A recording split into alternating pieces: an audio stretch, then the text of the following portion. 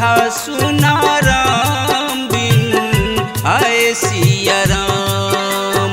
अवध था सुना राम बिन आए सिया राम।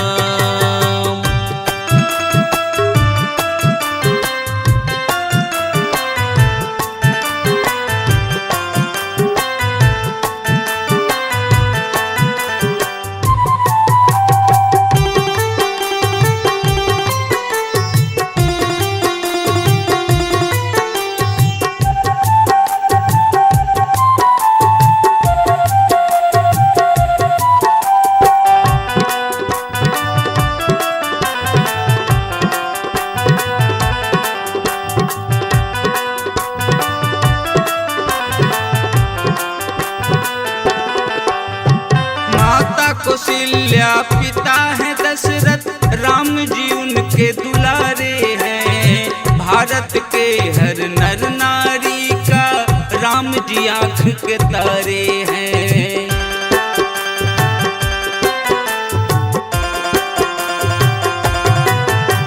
माता कौशल्या पिता है दशरथ, राम जी उनके दुलारे हैं। भारत के हर नर नारी राम जी आँख के तारे हैं। सदियों से सुनी थी अयोध्या, सदियों से सुनी थी अयोध्या, आज बना सुख धाम।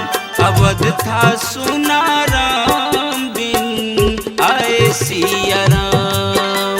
अवध था सुना राम बिन आए सिया राम।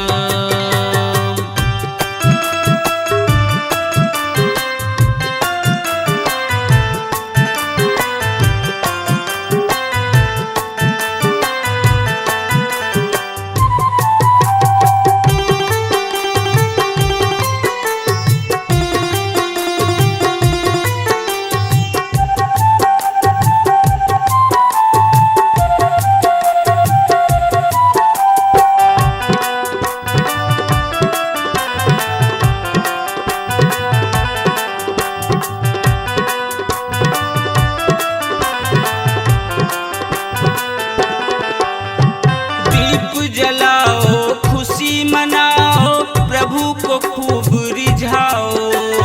अपनी अपनी भाग्य जगाओ, धर्म की आस्था लाओ।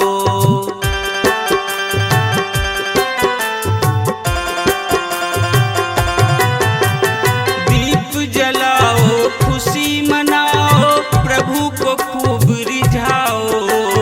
अपनी अपनी भाग्य जगाओ, धर्म की आस्था लाओ। जीवन धन्य बनेगी तेरी, जीवन धन्य बनेगी तेरी, करुण का गुणगान। अवध था सुना राम बिन आए सिया राम। अवध था सुना राम